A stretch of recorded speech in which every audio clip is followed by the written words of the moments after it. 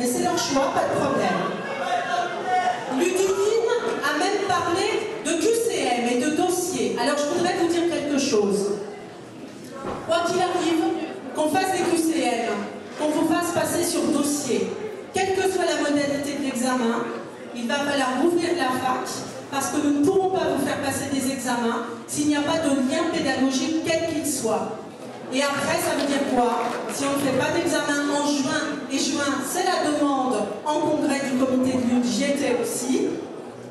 Alors, si on ne fait pas passer les examens en juin, il va falloir une non-validation de l'année. Et moi, ça n'est pas ce que je veux. Merci.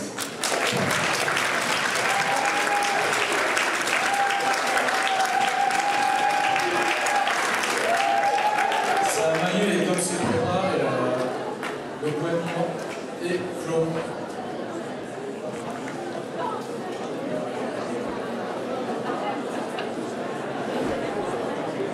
Bonjour à tous. Donc on est sur un point bilan. Hier, il y a donc eu en effet une réunion avec les organisations syndicales à laquelle nous sommes allés 2 personnes de Sud, 2 personnes de la GEF et 2 personnes du comité de lutte qui n'ont absolument rien négocié. Voilà. Bon, ensuite, tout ce qui est lunettes, c'est autre chose. Bien. Moi, je vais faire un bilan de la trésorerie. Nous allons faire passer... Je parle du point de bilan, l'expression des examens, on en parlera après, on a un point de perspective. S'il vous plaît, quoi. On remercie le coup de bluff de la présidente qui essaie de faire foirer l'AG. Et donc, trésorerie, on va passer une caisse de soutien au mouvement, puisque nous sommes toujours en mouvement à l'heure actuelle. Voilà. Ensuite, commission action. Nous avons donc une action tout à l'heure après l'AG. Je vous invite tous et toutes, on fera un débat groupé à la sortie de l'Assemblée Générale. C'est un com et on se prépare.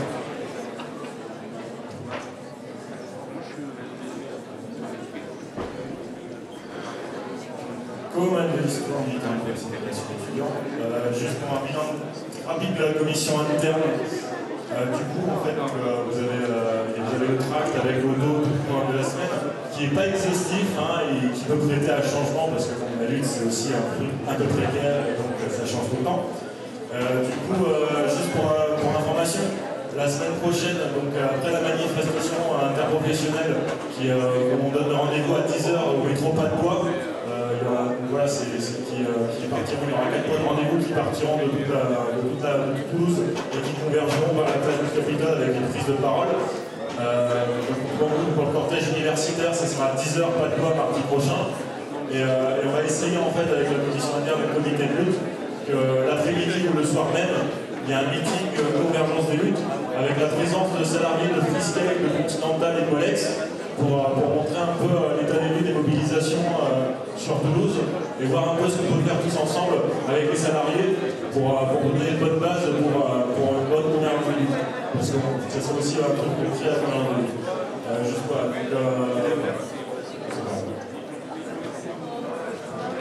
C'est à Claude d'intervenir, c'est la dernière intervention sur le plan de bilan.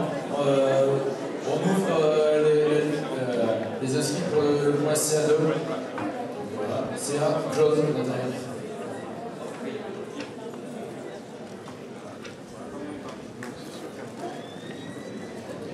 Claude Legros, je suis enseignant ici.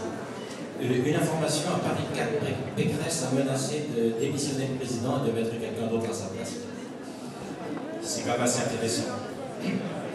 Je crois que, alors ces menaces, elles sont de tous ordres, je crois qu'il ne faut surtout pas se laisser intimider par les menaces de Pécresse sur les examens. Et une chose qui est certaine, c'est qu'on ne pourra pas les plier en point final.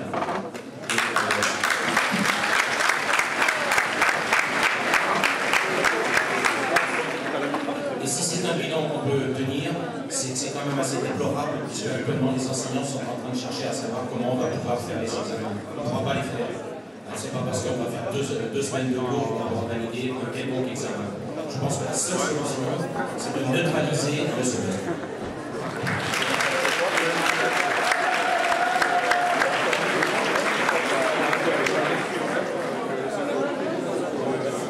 Le point de bilan est terminé. Il n'y a personne à la commission externe qui est venu faire le bilan de la commission, donc ça veut dire qu'il y a quelqu'un qui fasse. Non. Bon, donc on ouvre le point CA2. Il n'y a personne qui se pose de parole. Un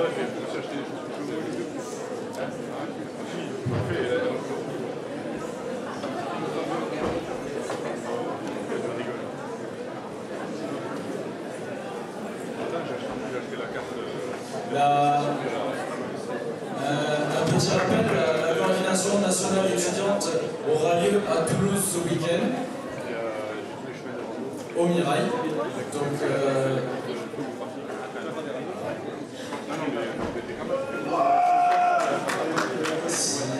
si la personne qui s'inscrit, on va passer au point suivant. Il faut quand même savoir qu'il faut organiser cette coordination nationale.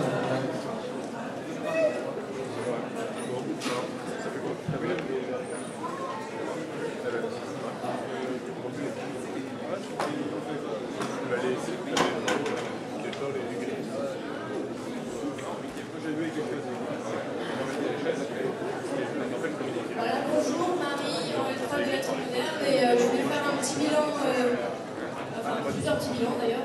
D'abord le bilan national, il faut savoir qu'on n'est pas la seule fac bloquée avec une fac, puisqu'il y en a 15. Ensuite il y a 30 facs en mouvement sur la France. Il faut savoir aussi, petite anecdote, c'est qu'à Saint-Etienne, il y a une douzaine d'étudiants qui ont entamé une grève de la faim quand même. Et à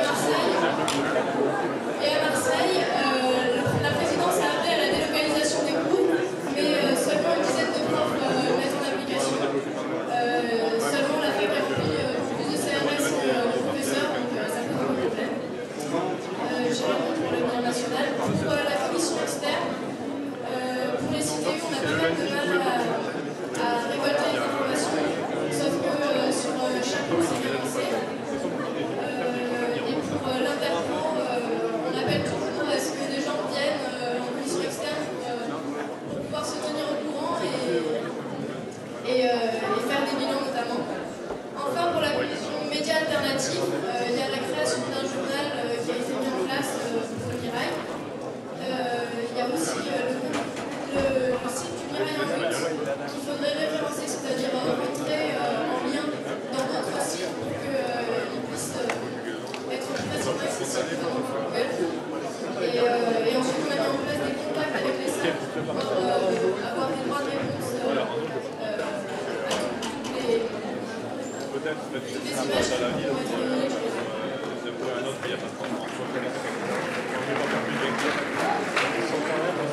Je rappelle qu'on est au point CNE, donc s'il n'y a personne qui va s'inscrire, on va clore ce point et passer au point FRFM. Toujours personne pour le point CNE. Non, 1, 2, 3. Bon, on passe au point Info-Réforme, donc le tour de parole est ouvert.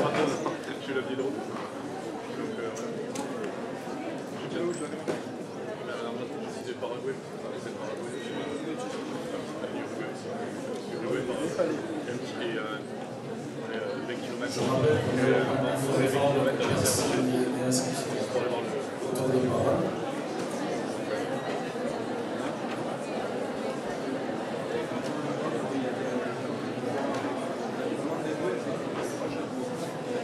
Bonjour, Olivier, doctorant en lettres modernes, syndiqué à la GDSE. Donc, je vais vous dire deux choses. La première concerne les suppressions de postes dans la fonction publique. Parce que vous savez que depuis quelques années, des questions et de suppression, on met en pratique des suppressions de postes. Donc, suppression de postes, notamment par le biais de non-remplacement de départ à la retraite.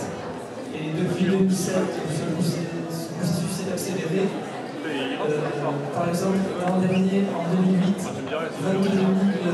791 suppressions de postes étaient prévues dans tous les services publics, notamment l'éducation nationale et l'université. Finalement, c'est un peu plus 22 900 suppressions. Cette année, c'est 30 500 qui sont prévues. Et pour l'an prochain, 34 000.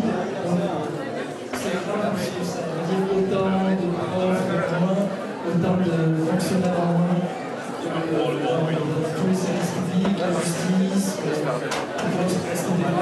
Donc ça veut dire aussi des usagers lésés, simplifier aussi les engagements de l'État. On a poussé au sein de l'université